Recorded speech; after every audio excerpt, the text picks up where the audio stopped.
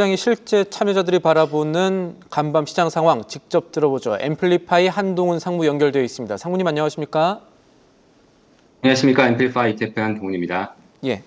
간밤에 이 미국의 소비자 기대지수 나온 이후에 금리 인하 가능성 조금 더 높아졌는데 이런 상황에서 시장 관심 끄는 것이 연준의 그 이사진 변화가 될 겁니다. 상무께서는 어떤 부분 주목하고 있습니까? 네, 현재 연준의 금리 결정을 하려면은 총 12명이 필요하죠. 그래서 금리 결정을 하려면은 최소 7명의 표가 필요한 건데, 현재, 트럼프와 같이 아는 사람은 크리스 월러, 그리고 이제 미셸 보우먼, 이 2명 정도가 되고 있습니다.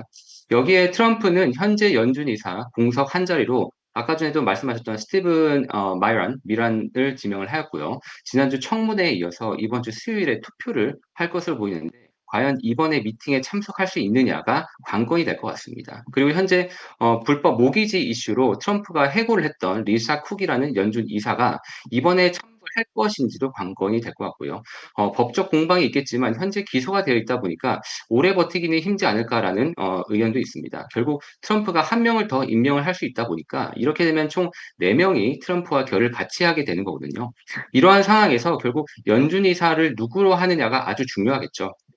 지난 금요일에 트럼프가 오발 오피스에서 기자회견을 하면서 차기 연준 의장 후보로 3명을 지목했는데 케빈 헤셋, 그리고 크리스 월러, 케빈 월시 3명을 얘기를 했습니다. 간단하게 말씀드리면은 케빈 헤셋 같은 경우는 현재 백악관에서 국가경제위원장을 맡고 있는데 트럼프에게 경제자문 역할을 하는 최측근이죠. 그래서 트럼프 1기 때는 현재 지금 스티븐 마이런이 맡고 있는 경제자문회의장을 맡았고요. 트럼프의 정책을 가장 잘 이해하고 있는 계속 종용되고 있는 그런 사람으로 유명하죠. 두 번째로 크리스 월러 같은 경우는 59년생입니다. 현 연준 이사로서 최근 5월부터 금리를 외친 2명 중에 한 명이죠. 이분은 트럼프 1기 때 연준 이사로 지명이 되었고요. 크리스 월러는 경제학 교수였고 오랜 기간 세인트루이스 연준에서 근무를 했었습니다. 이분 또한 현재 트럼프의 정책을 잘 이해하고 있는 그런 연준 이사로 알려져 있죠. 마지막으로 케빈 월시인데요. 이분은 70년생으로 상당히 젊습니다. 심지어 연준 의사는 36세에 조지 W 부시 대통령 때 지명이 되어서 그때 또 엄청난 파격이 있기도 했었죠. 이분의 와이프는 제인 로더라고 에스티 로더 손녀딸로서 되게 유명했었는데 이분의 커리어를 보면 아주 엘리트 코스를 싹딱 밟았던 그런 모건 스탠리 M&A 전문가고요. 트럼프 1기 때, 2기 때부터 늘 요직으로 하마평에 올랐던 사람입니다.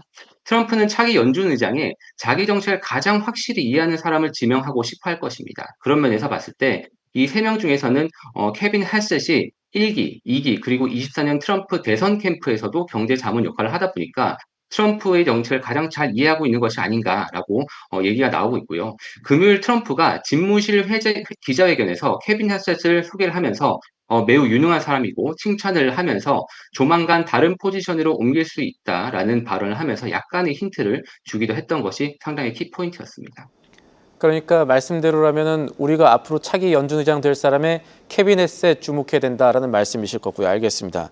자, 어쨌든 지금 상황에서 금리 인하 기대는 지표 나올 때마다 계속해서 커지고 있습니다. 그럼 이런 상황에서 어떤 투자 전략이 필요할까요?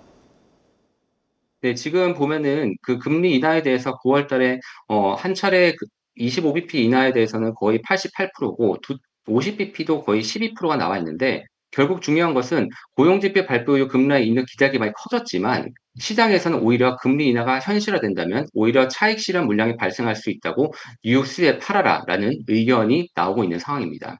또한 이번 주에 발표되는 PPI라든지 CPI 등의 물가 지표에 촉각을 세우고 있는 그런 상황이거든요. 그러다 보니까 이를 통해서 금리 인하가 9월 이후에도 지속될 수 있을까에 대해서 계속 테스트를 할 것으로 보입니다.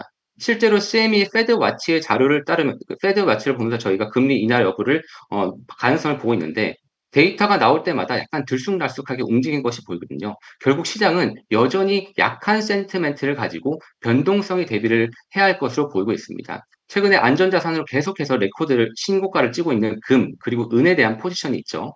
금과 은 현물 ETF로는 GLD, SLV가 상당히 많이 있고요. 근데 최근에는 이런 현물보다도 채굴업체들이 더 주가가 좋죠.